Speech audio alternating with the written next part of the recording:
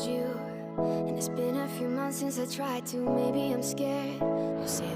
Perilaku organisasi.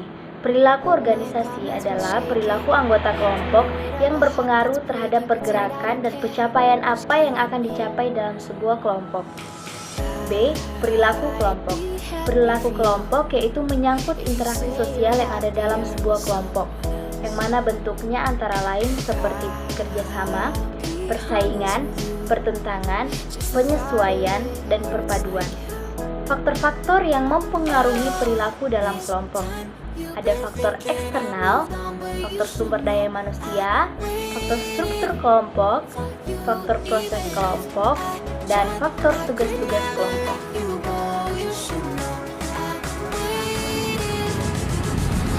Perilaku manusia adalah suatu fungsi dari interaksi antara individu dengan lingkungannya.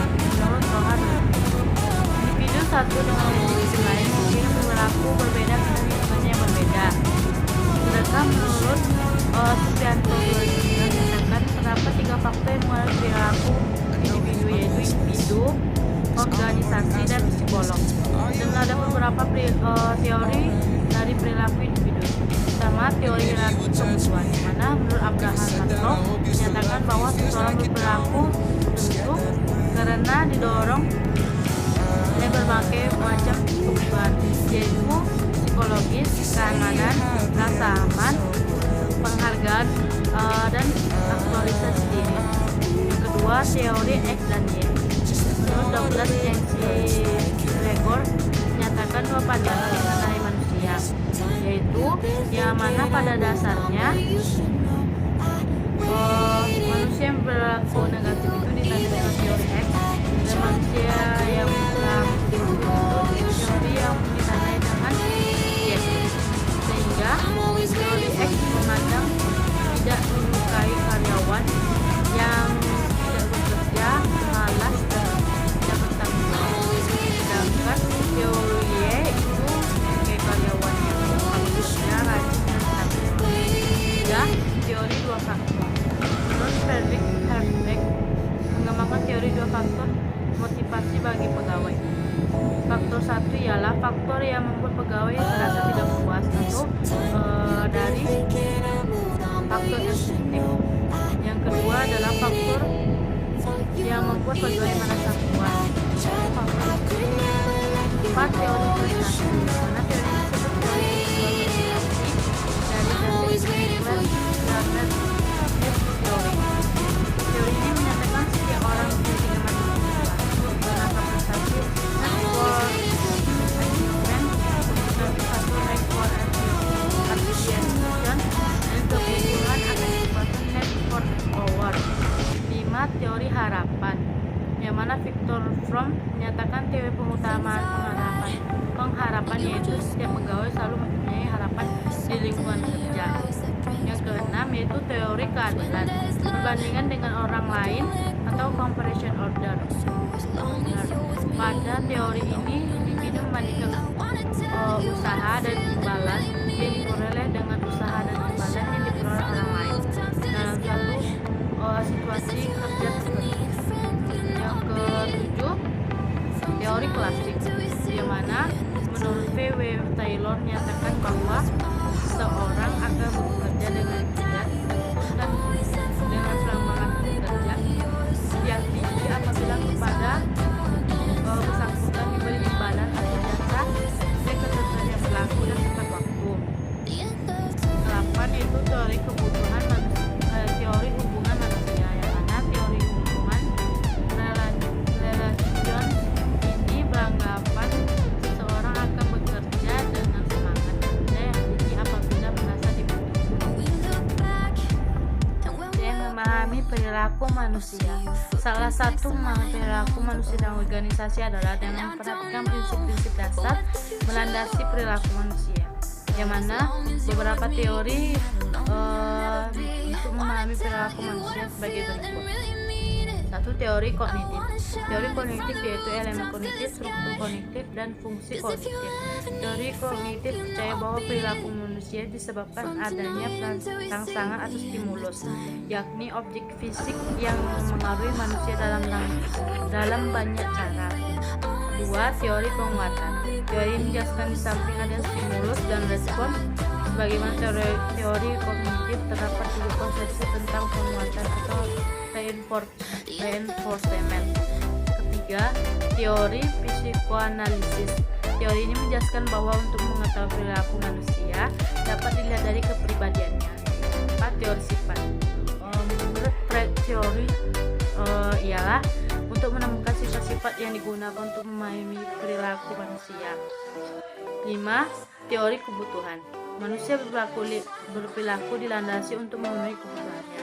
Semua teori tentang kepribadian adalah bersumber dari motivasi, sebab segala sesuatu perilaku berhubungan dengan tingkah laku yang diarahkan oleh suatu tindakan.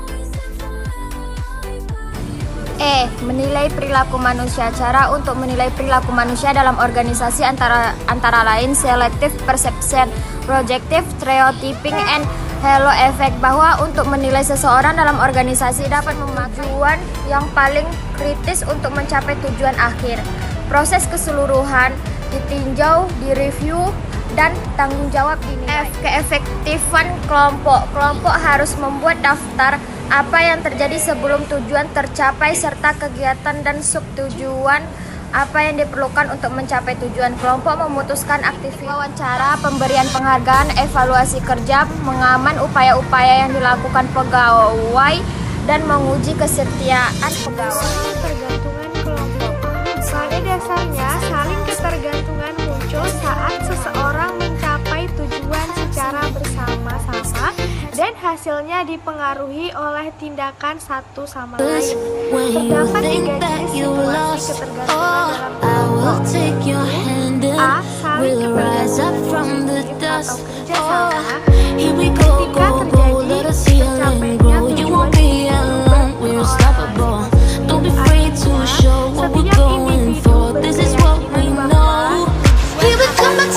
Still breathing, standing up, everybody's gonna see it. Oh, all you need to know is that we're holding on. Even if we fall, we will rise up and we follow the path that we believe in. No, we're not gonna stop until we reach it. Oh, all you need to know is that we're holding on. We rise up from the dust and claim our throne.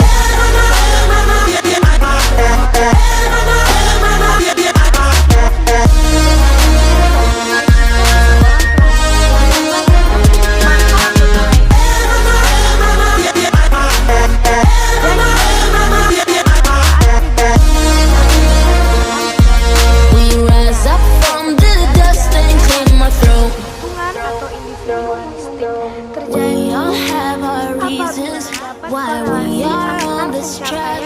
Oh, we all have our burdens, yeah, but we just keep on fighting and we never look back. Here we go, go, go, let us heal and grow. You won't be alone, we're unstoppable. Don't be afraid to show what we're going for. This is what we know. Here we come back to life, we're still breathing, standing up, everybody's gonna see it.